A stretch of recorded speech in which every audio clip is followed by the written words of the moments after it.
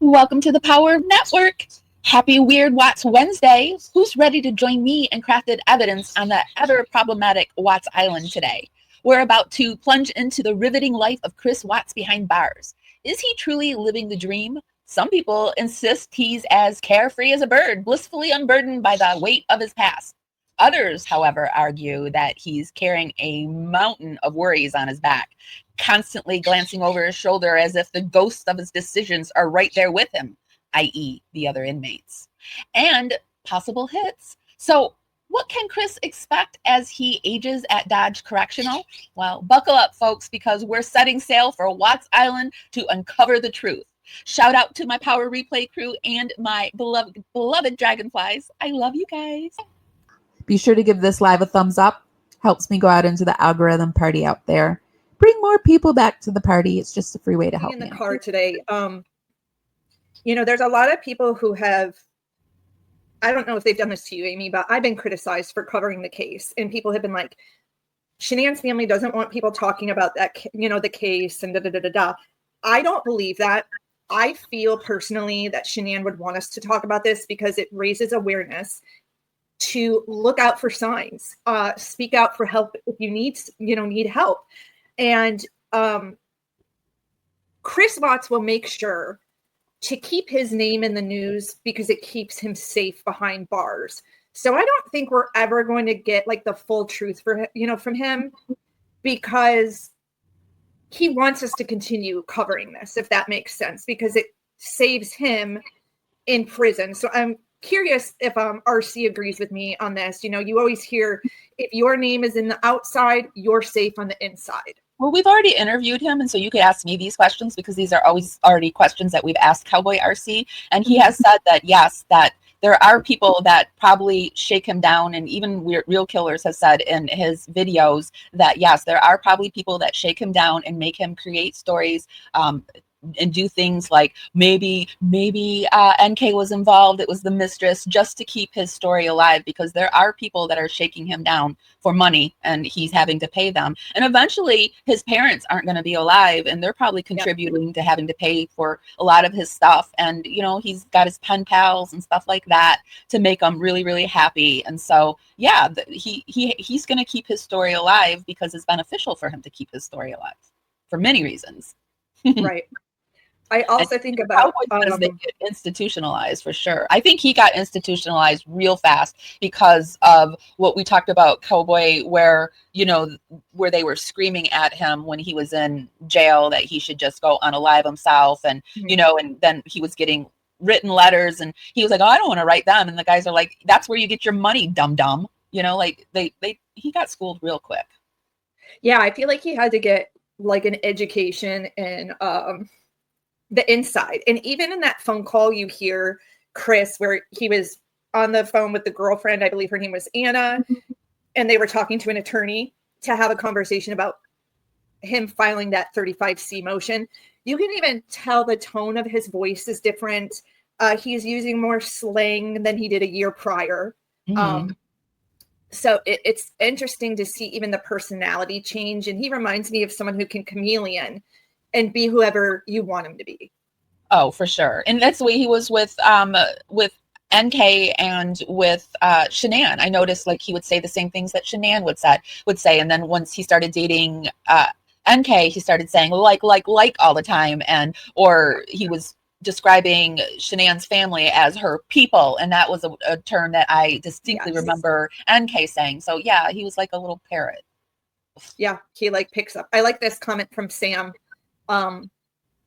How convinced he was that he had plans from God to do more. I think that's something maybe his family was telling him to try to motivate him. I think in the early days, they were very scared he might do something to himself. So they were trying to tell him, like, you have a purpose, you have a story to share. And then he's kind of just repeating that. I think that's what every family tries to get across that are involved in a prisoner's life, that you still have purpose. Don't give up. But I wonder, so I go back to Chris aging out in prison, and I was thinking like when like his parents aren't like, they're boomers, they're aging. And I don't believe that Jamie, his sister, will be somebody that will ever go visit him or ever be a true support to him. Like, you know what I mean? Like, she'll talk to him on the phone, maybe, probably, but I don't think she's a true support. And so Right. what is going to happen to Chris Watts as he ages in prison? And I did a little search and to find out like what's happening in Dodge Correctional. And I guess there's lonely death in Wisconsin prison. And with the COVID-19 pandemic, it just became even worse. And the average age of prisoners in Wisconsin is actually getting older and older. And prisoners are aging out. And I just wonder, how is Chris Watts going to age out in prison? Is he going to continue on with, all these letters? Is he going to be forgotten? What will happen? What do you think is going to happen once Ronnie and Cindy are no longer in his life? I agree with you. I don't think the sister is connected to him as deeply.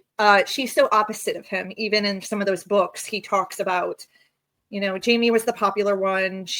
I was always waiting on her to go home after school, with grandma in the car, because she's a socialite. She was popular. She was talking to people, and Chris was like a hermit. So I can't see the two of them really connecting. I also have to think Jamie has some resentment towards him for ruining her life. Let's be honest. This has destroyed her life too. And it's like a tornado of destruction that he's damaged, not just his own life, but everyone's life. I mean, I think about like neighbor Nate having to move. So many people affected by it. So many people were affected by it. And he's got to worry about aging out in prison, because here it says the number of Wisconsin prison inmates over the age of 65 is on the rise, and it's becoming an increasing challenge to provide them with adequate health care. So that's another thing he's got to worry about, because getting old in prison can't be a comfortable thing, because you don't get even out in the regular world, it's a struggle to get health care, but behind bars. I was even thinking today, because like Chris and I are close in age, and my generation, we're all getting diagnosed with like autoimmune and cancer and things like that. And I was thinking about how uncomfortable it was to go through cancer treatment in a regular hospital where it should be comfortable, and how much worse it must be for someone in prison dealing with a cancer diagnosis and getting treatment. Like, you don't have that comfort there. It's probably very just cut and dry. Like, here's your medicine.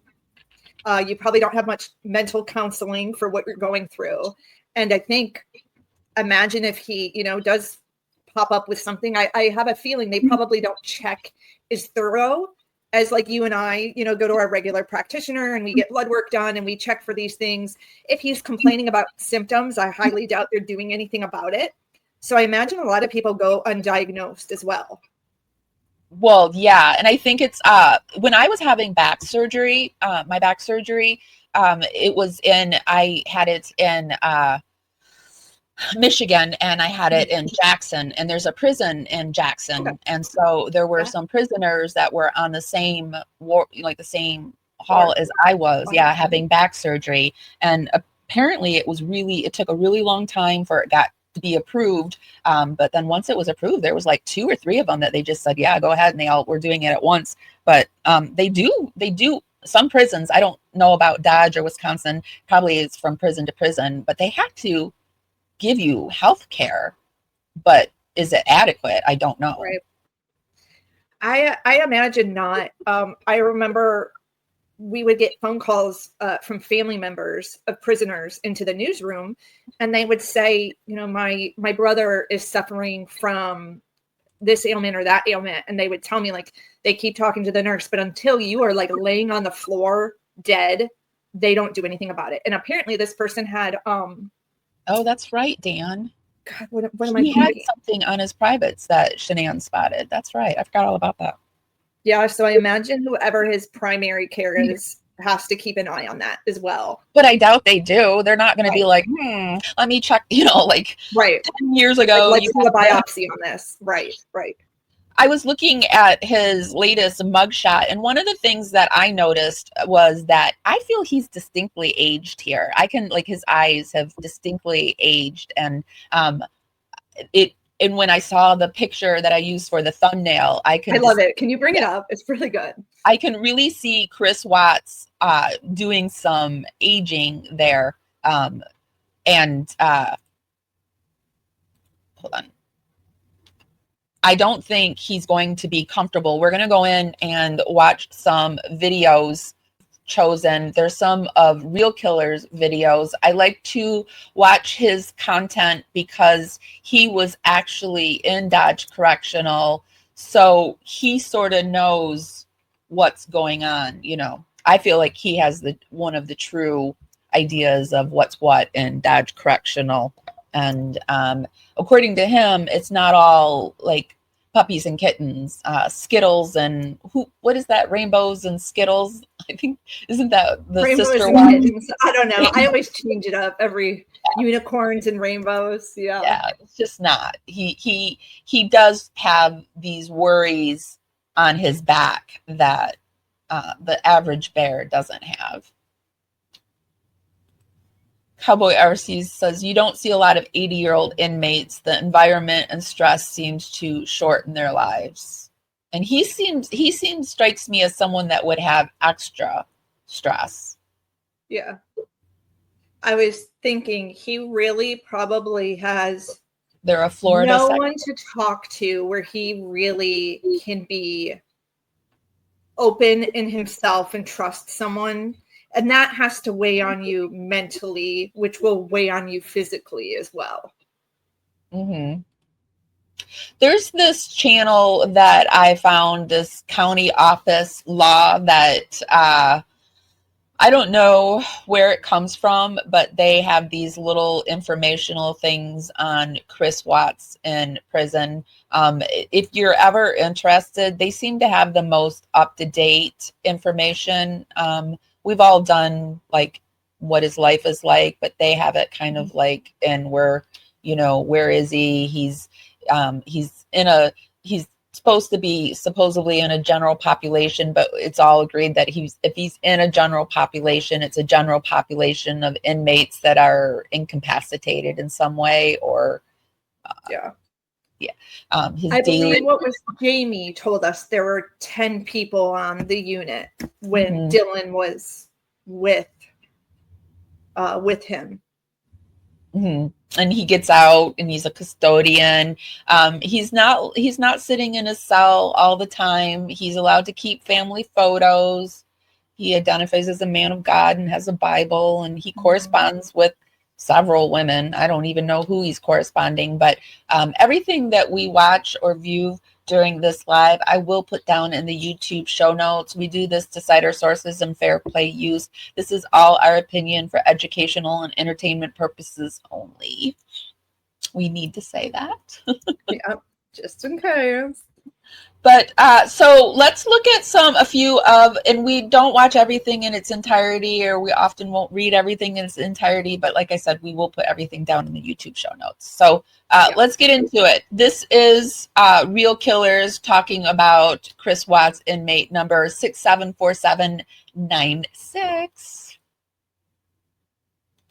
Make mistakes. And this is Parawomenradio. Oh, well, actually, it's not Parawomenradio. This used to be Parawomenradio. This is the Power Network and Crafted Evidence. Be sure to give our lives thumbs ups.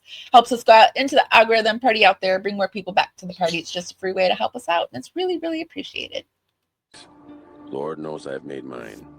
I'm able to give you, my viewers, my friends, a little insight about the very prison that inmate number 674796, also known as Christopher Lee Watts in the free world, because of my mistakes. I'll never glorify prison. It's not fun. It isn't anything at all to be proud of. It sucked, and I ain't going back. Inmate Watts goes back to that morning, reliving it, wishing he had did things differently. I promise. Inmates do it all the time. I've heard countless prisoners say it. Or if I had never jumped in the car with him, or I should have stayed home that night. We've actually heard Chris Watts say this. He said that if I hadn't gone out with NK and had only gone to that sports game, that things would have been different, which makes me think, like, why would it have been different? What did you plan that night when you went out with her? What would make it so different? But anyway, there's also, if you read the book with Sherilyn Cadle, he said there were 3 occurrences that happened, and I've been meaning to make a video on this and I haven't, that would have changed everything for him, and he feels it was God telling him to stop what he was doing, as in the affair. One was he was driving to NK's house one day, and he said that the car started going off the road out of nowhere. No explanation for it.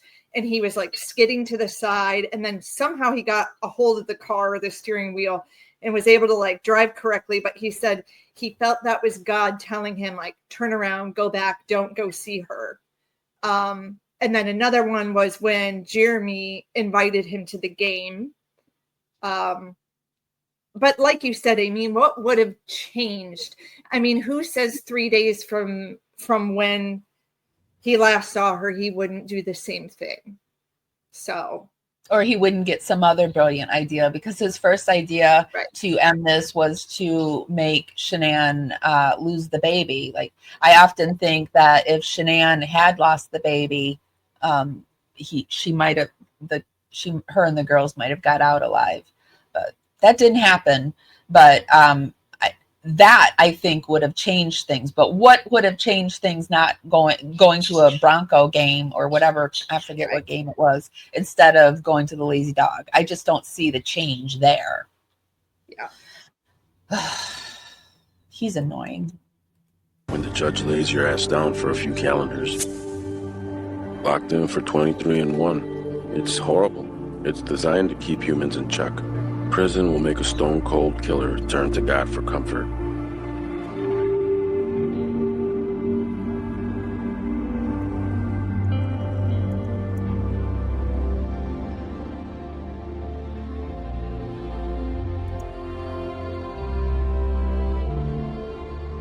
So we're always going to remember 8/15/18.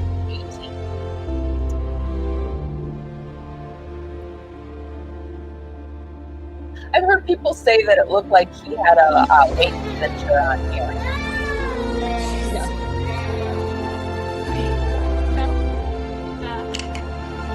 I'm going to take the music down and pop it forward a little bit. $1 a year school.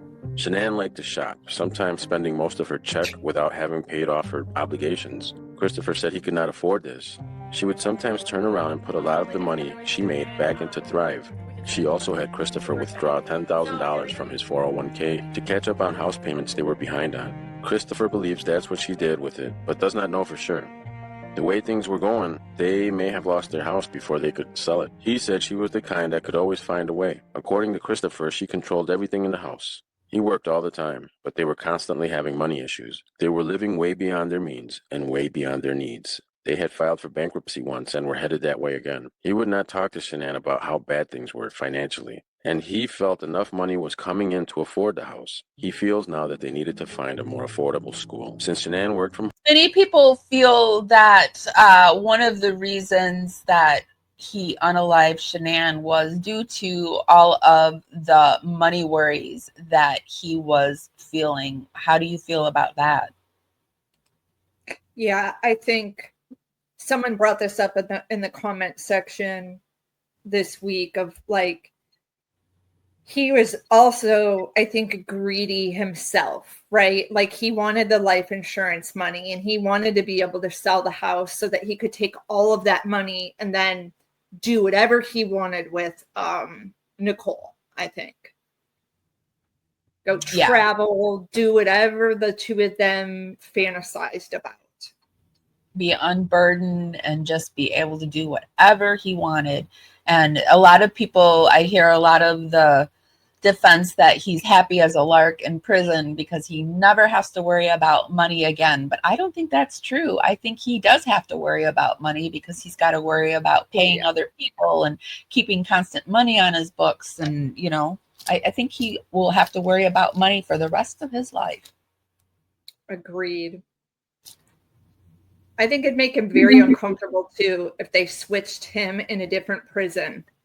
Once you get acclimated and you know the routine, to throw him off his game, they could put him somewhere else. Yeah. If he gets lucky or gets too comfy, they can do whatever they want to him. We look at prison politics.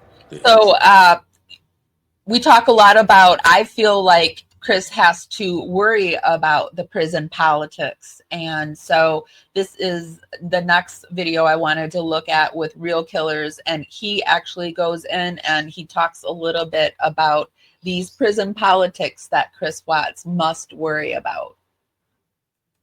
Web of power dynamics and social hierarchies within correctional facilities play a significant role in shaping the lives of incarcerated individuals. This complex system influences daily interactions, personal safety, and the overall order within prisons. Understanding prison politics requires an exploration of its origins, key players, mechanisms of control, and the impact on both inmates and the broader prison system. Prison politics have evolved over the years, shaped by various cultural, historical, and sociological factors. The hierarchical structures that exist in modern... I feel like due to prison politics, even if Chris Watts truly wanted to be a good person and didn't want to keep the story alive, prison politics would not allow that. Yeah.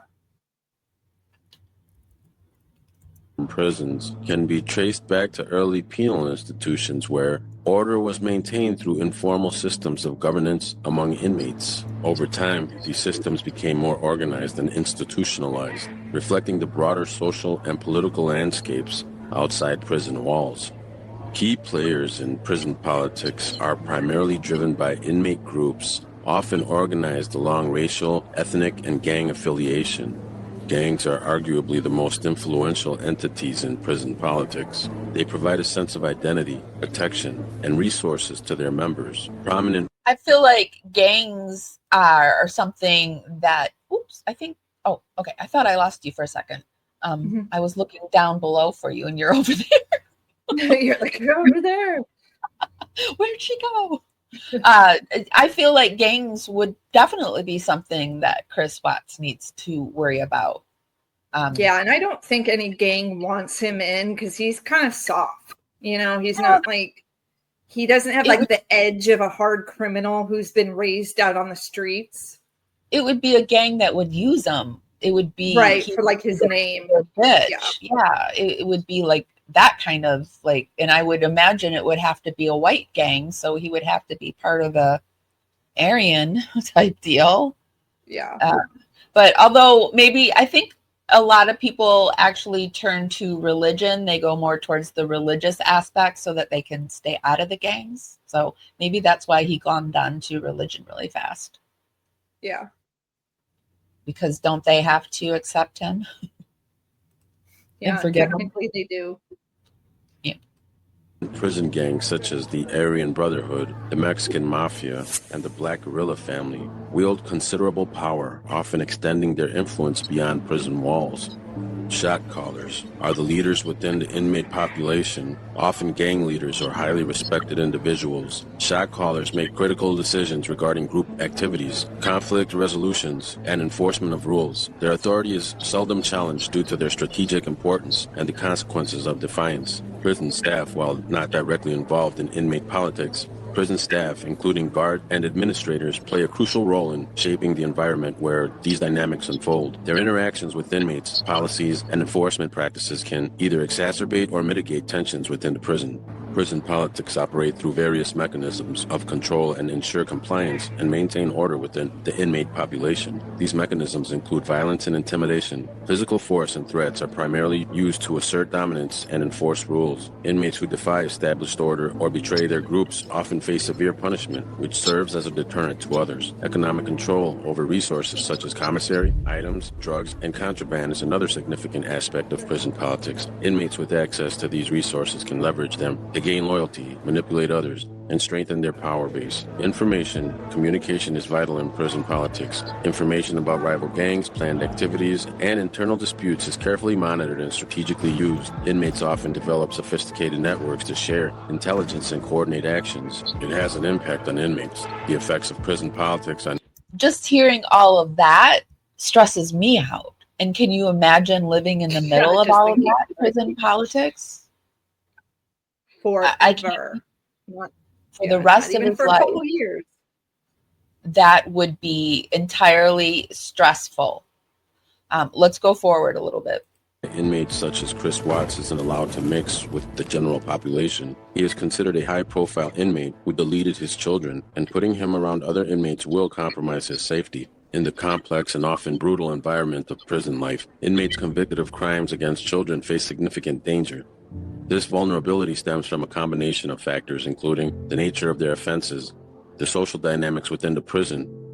Understanding these factors requires an exploration of prison culture, the psychology of inmates, and the overreaching societal values that permeate these institutions. Crimes against children are widely regarded as particularly heinous. The societal consensus is rooted in a fundamental protective instinct toward... I think that's another thing that Chris Watts has going against him, is because he committed the crime against children, which a lot of prisoners, that's all they can think about when they're behind bars, are their loved ones, and what, they would do anything to be able to see them again, and to have a schmuck like Chris Watts in there who literally took out his family. I mean, that would make me want to take him out. I mean, he makes me angry.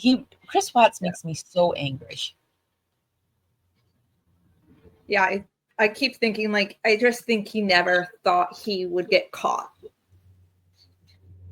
Do you think he thought he was that smart? That I do. I think that he thinks I'm so quiet, so down on off everyone's radar that no one will believe that I did this. I really do think he took advantage of his past, using it in his present and being like, oh, I can get away with this. I'm going to do it.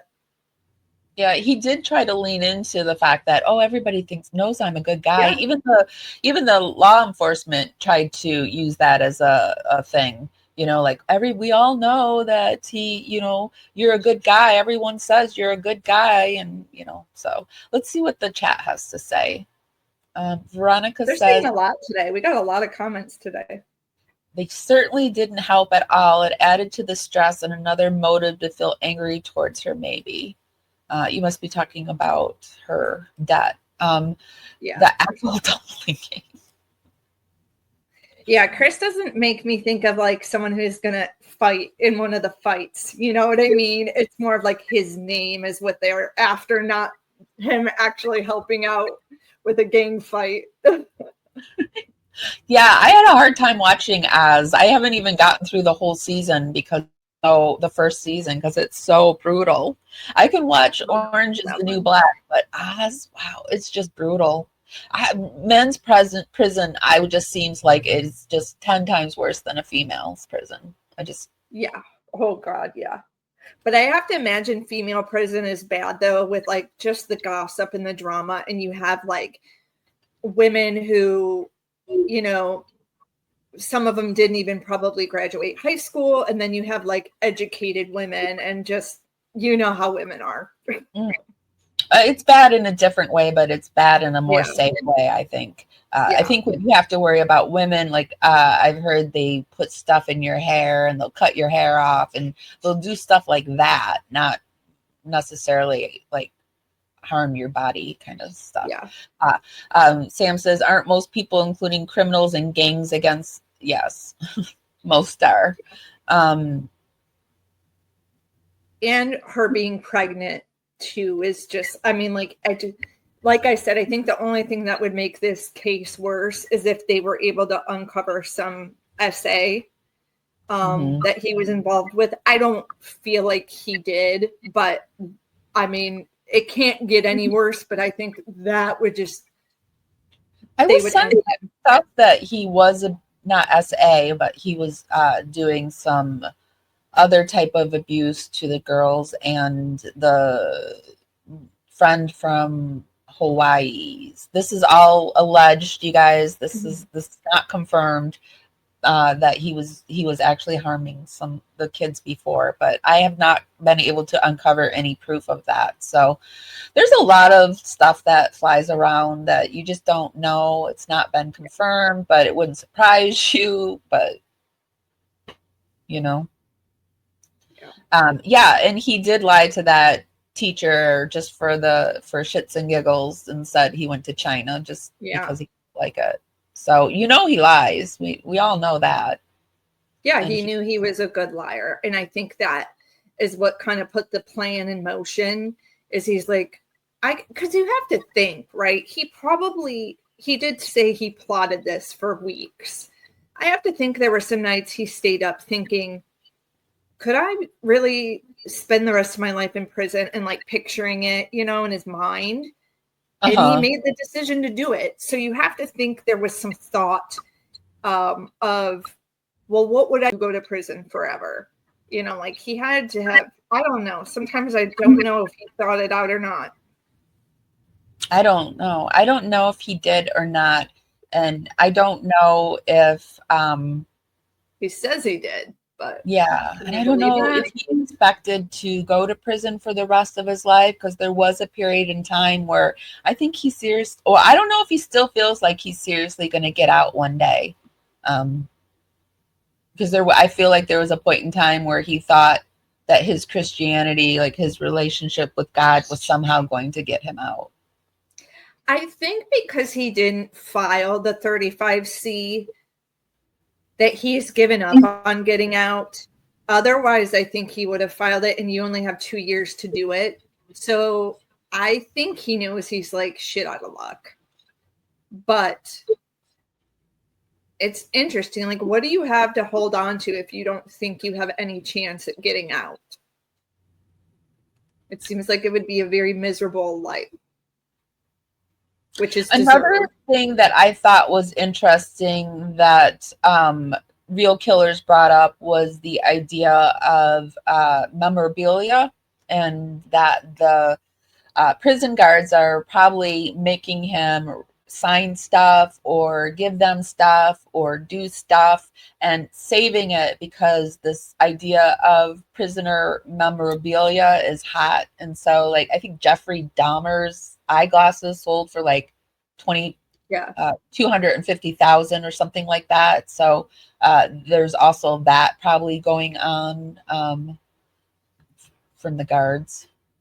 Yeah, I bet getting a letter from him is a big deal, like to sell it or show it or whatever it may be. Yeah, I know that we had Angela from Angela's Aging Essentials on, and she has some letters, and people were very interested in seeing those letters, and she didn't even show us all of them. She kept some that she felt were more personal, so that in his mind was life with Shanann and the kids that bad that prison was an option. I don't know. I wonder. I think I lean more towards what Real Killers is saying, that his life is miserable.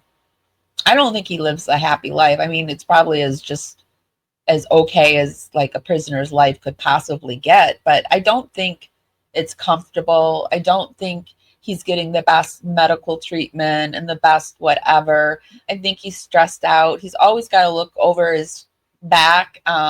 Is there a hit on him? They had said like when prisoners are moved around going through reception is their most vulnerable time. So like, is he going to get, when he gets moved somewhere? I mean, I think he's probably constantly worried, and his family is probably constantly worried. I can't believe he didn't go on any medication, or like. He might go on some medication. Do we think they said he refused like therapy and all that, and I think that is like a huge, crazy mistake on his part.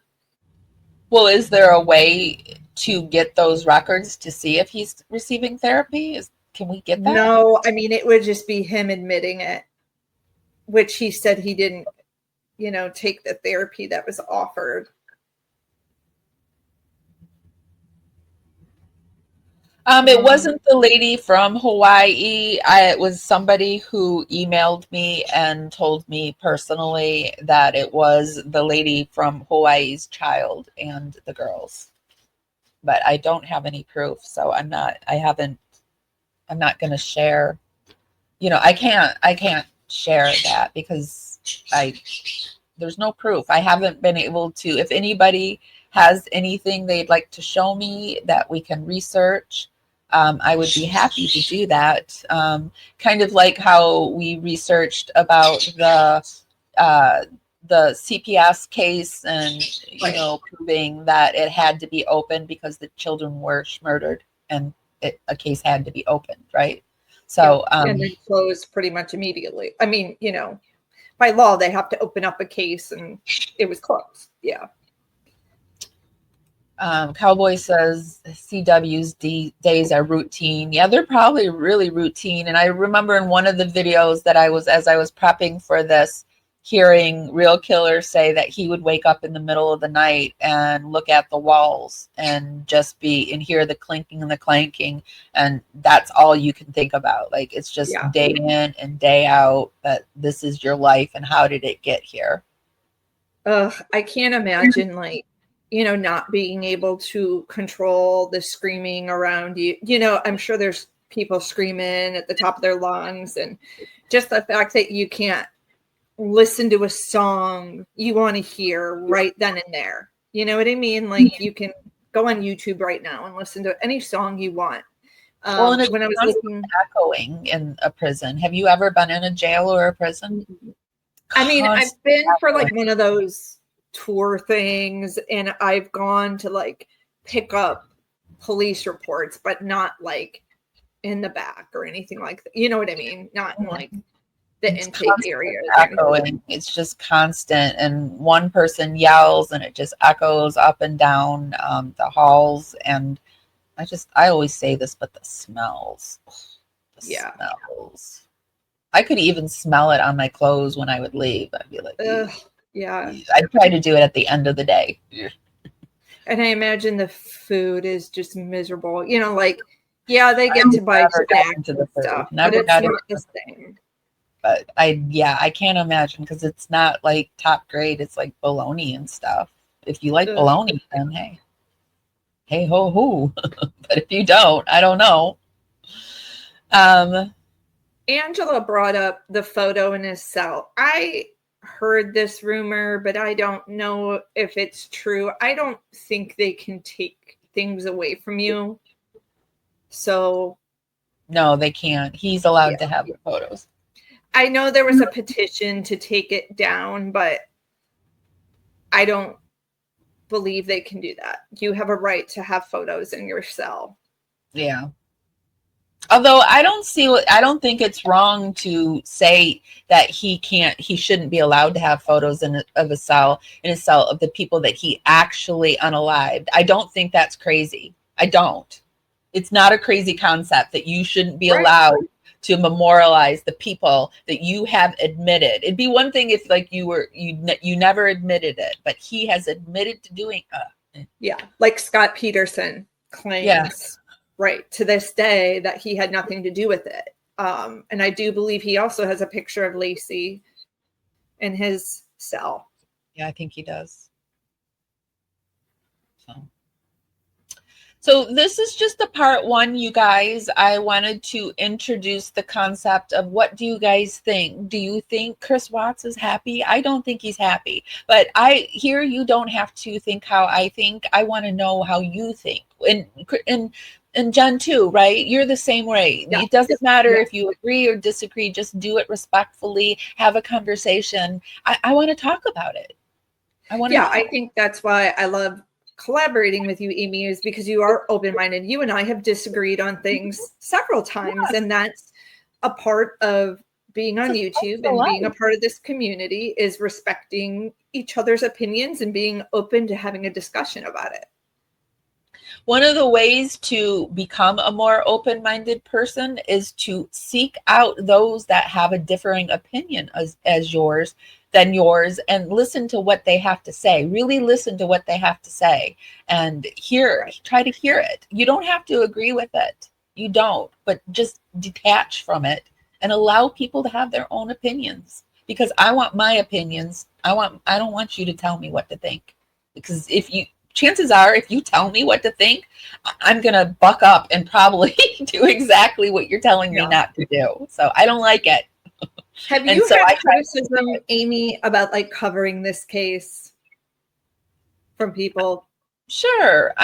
Yeah. And you know what? They can have it's their opinion. If I want to have my opinion, they can have it. They can criticize me.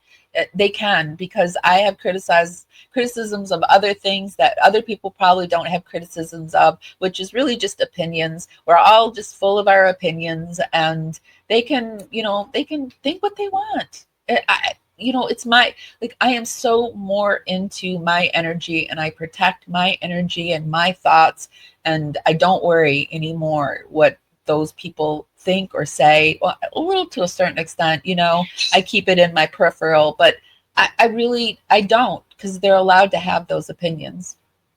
Right. Because I'm allowed to have mine. You don't have to watch. You can, you can block, you can go look at other content too. So I try to be as respectful as possible. I try not to say things to others that I wouldn't be willing, like in texts and stuff like that. I try not to say what I wouldn't be willing to say in public. I try to walk my talk and say what I say.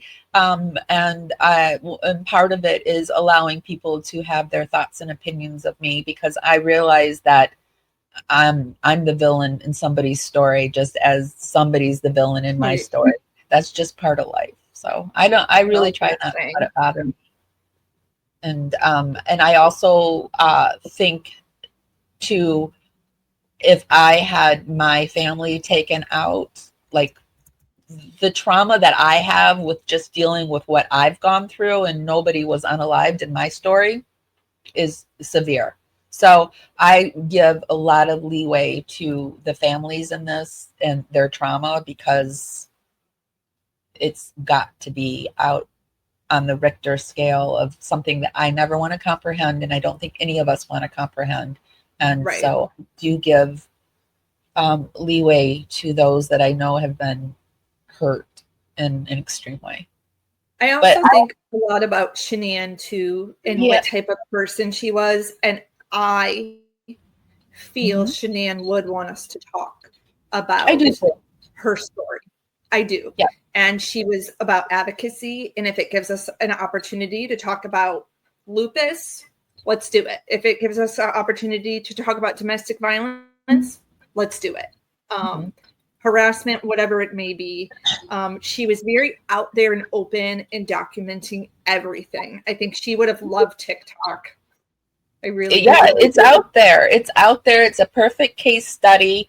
And I also will not put her into saint status, because she did things wrong, but I believe she only got to do them as a mother for 4 years. And I think that she would have done things better had she had known better, because she was the type of person that was always trying to improve herself. So there's things that she did that I wouldn't do, but she's not here. We can't have that conversation. So I kind of don't go too deep into those things, because there's no point, right? It's just, it's almost like, imagine if someone were to take all of your mistakes that you've made and put them out, and then you can't defend them. And I would never, I've had people reach to me, be like, why don't you cover this? Why don't you cover that? I'm like, it has nothing to do with the case.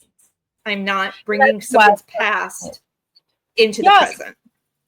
And that's why her family does go so hard for her, because she's not here to defend her. And I strongly believe that they believe that, and they're the people that must defend her now. And so I see it. I don't always agree with them, but I don't have to always agree with them.